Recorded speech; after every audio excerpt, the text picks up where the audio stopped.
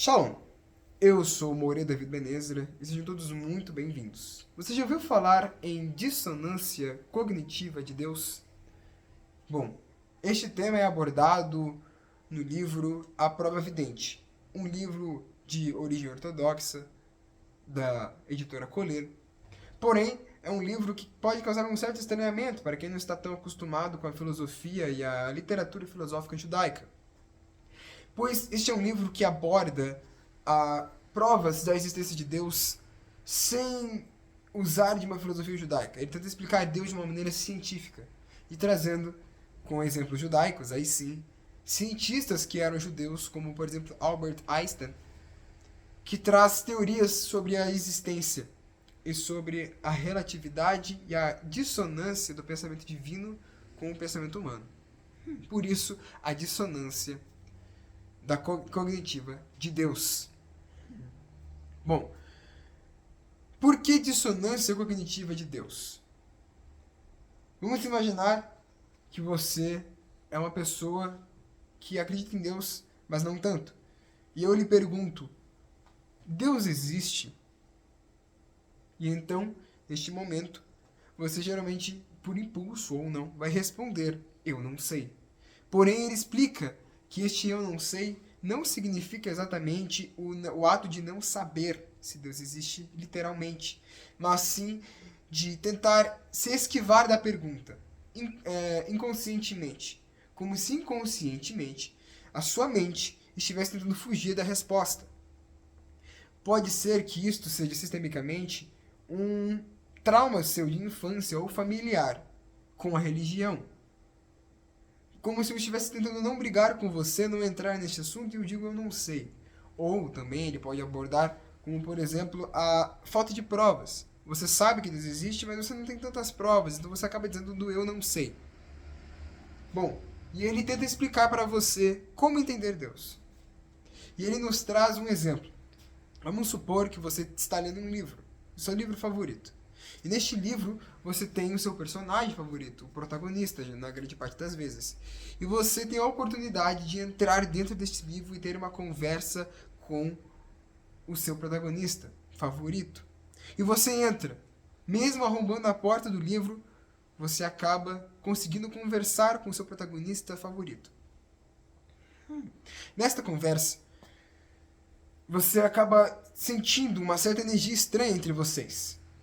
Como se ele não estivesse gostando de conversar com você. Como se ele estivesse dando respostas manipuladas. E de um certo momento em que você começa a conversar com ele, você é apagado da história. Ou o seu protagonista é apagado da história e você sente a partir de agora que tudo está acontecendo porque alguém está controlando. E é sobre isso que ele está falando. Ele está falando tanto da dissonância cognitiva de Deus, mas também do assim chamado livre-arbítrio. Daquilo que nós gostamos de usar como desculpa de se Deus existe, então por que eu consigo fazer o que eu quero sem ser castigado?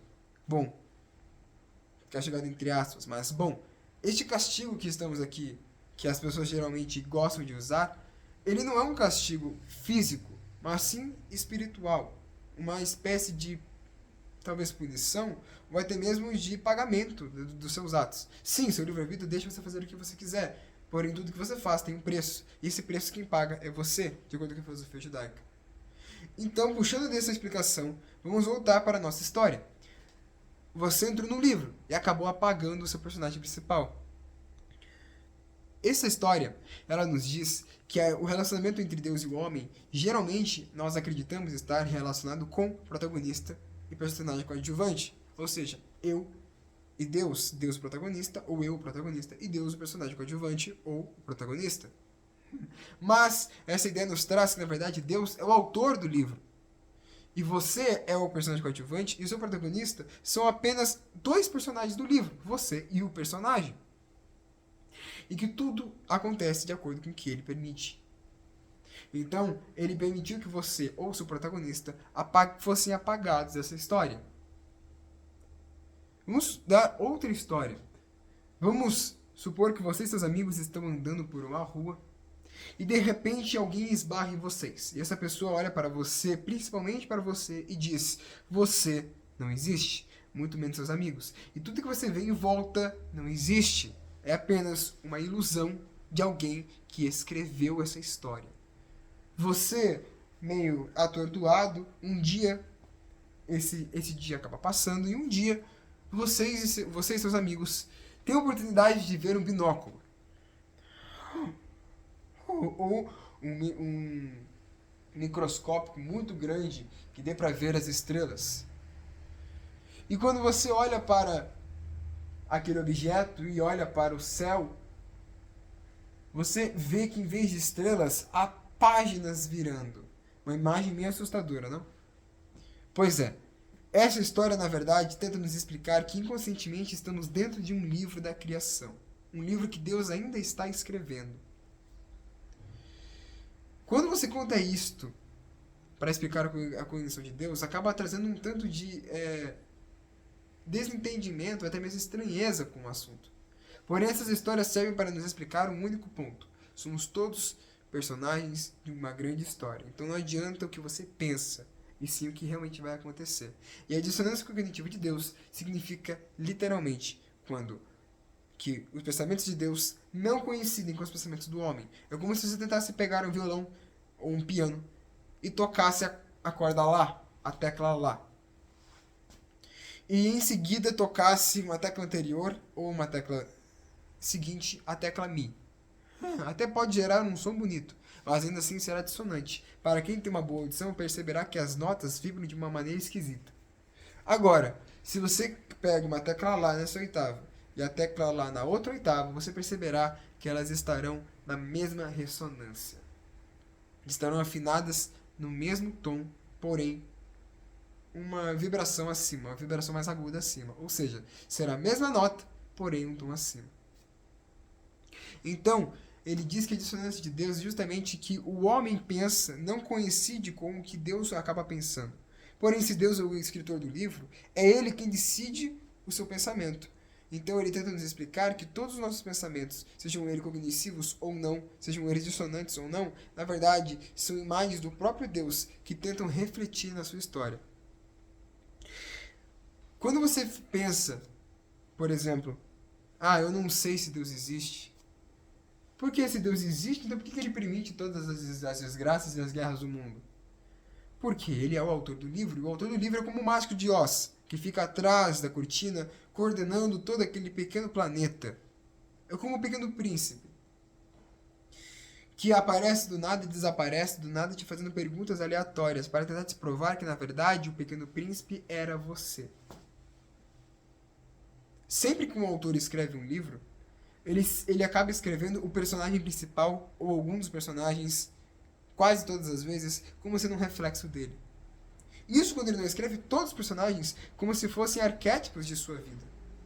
Trazendo a ideia de que, na verdade, Deus não parece evidente e não parece existente por conta desta dissonância que Deus permite existir para que você e ele não acabem se tornando duas pessoas diferentes, mas sim para que um dia possamos entender que, na verdade, éramos uma coisa só.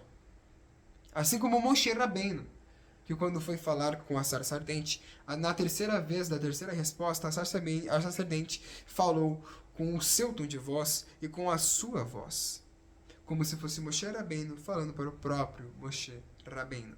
Então, se você pergunta para um ateu, por exemplo, se Deus existe, e ele diz, eu não sei, é porque a maioria das vezes ele ainda não conseguiu se desconectar da matéria deste mundo e entender que, na verdade, era tudo parte de um grande plano, de um ser cujo é o líder e o escritor e o autor deste grande livro.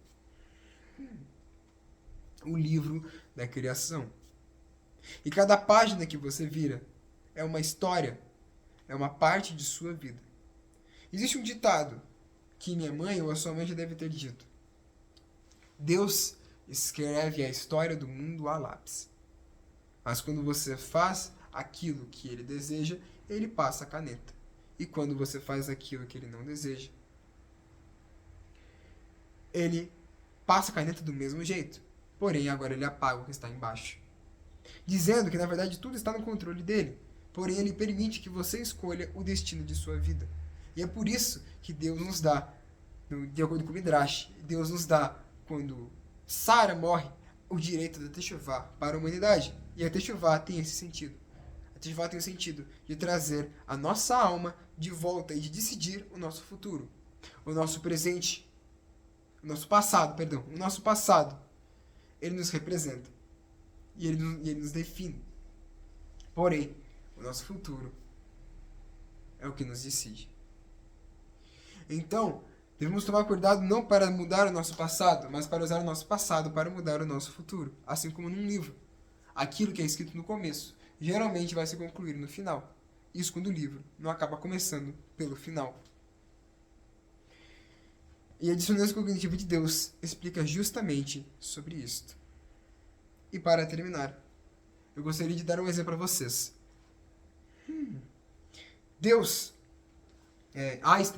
Einstein fez um dia um cálculo chamado E mais mc ao quadrado, que vocês devem conhecer como a teoria da relatividade. Quando ele escreveu esta teoria, esse cálculo, foi o essencial para a criação da bomba atômica, lá no filme Oppenheimer, do físico Oppenheimer, que pegou as ideias de Einstein e transformou numa bomba. E este cálculo significa que E é energia igual a mc, que significa massa calculada, ao quadrado, explicando que, na verdade, a massa a energia, ela é a existência. A energia, ela é a massa. Então, a energia só existe por causa da massa. Mas, um dia, um outro físico judeu, que eu não vou me lembrar o nome agora, traz uma outra teoria, dizendo que, na verdade, esse cálculo deveria ser invertido. mc igual a E ao quadrado. Ou seja, que, na verdade, a massa só existe por causa da energia. Explicando que, na verdade, o universo é uma energia. Todos somos feitos de energia, de elétrons, prótons e nêutrons, de células, de eletrodos e etc. De grandes partes do nosso corpo feitas basicamente de energia. Até mesmo a água em nosso corpo é energia.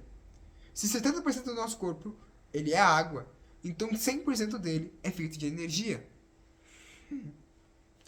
Não é à toa que o universo se parece com o nosso corpo. A pupila de nossos olhos se parecem com as massivas cargas de energia chamadas nebulosas, que têm as mesmas cores de nossos olhos. O buraco negro se parece com o fundo de nossos olhos. Assim como o mundo macrofísico e o mundo microfísico se correlacionam, explicando que na verdade era tudo parte de um grande ser.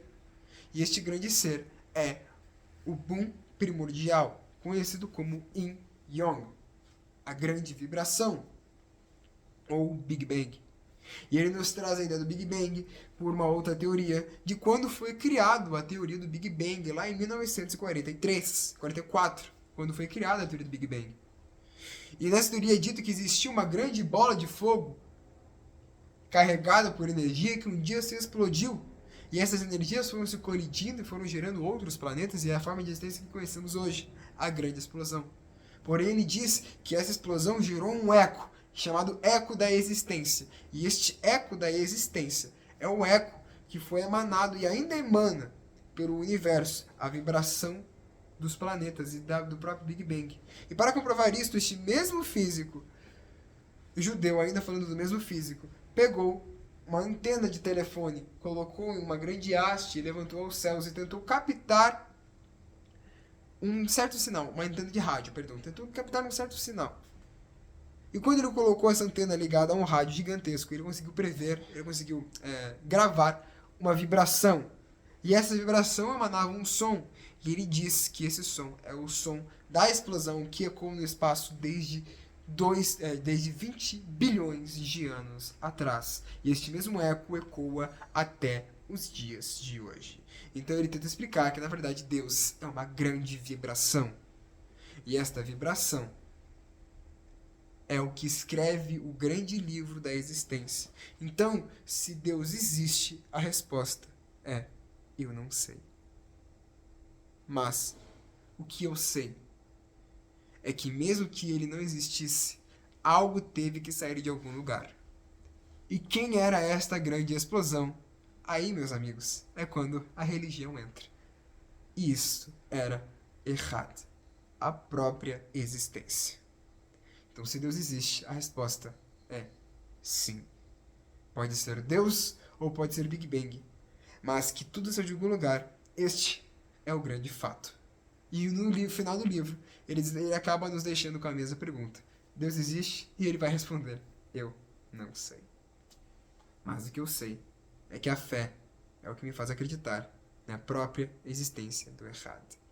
E que todos somos errados, então todo ser humano é uma pequena partícula dele.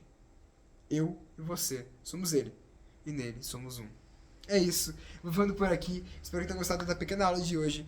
E não se esqueçam, aproveitem e compartilhem esse vídeo com seus colegas, compartilhem esse vídeo com seus amigos, e eu aposto que eles irão te perguntar sobre este mesmo tema. E quando perguntarem, falem que aprendeu com o Morê David Ben Ezra, da Sinagoga de Israel. Um grande abraço a todos vocês, Shalom Lekulano, paz e plenitude a todos, e até a próxima aula.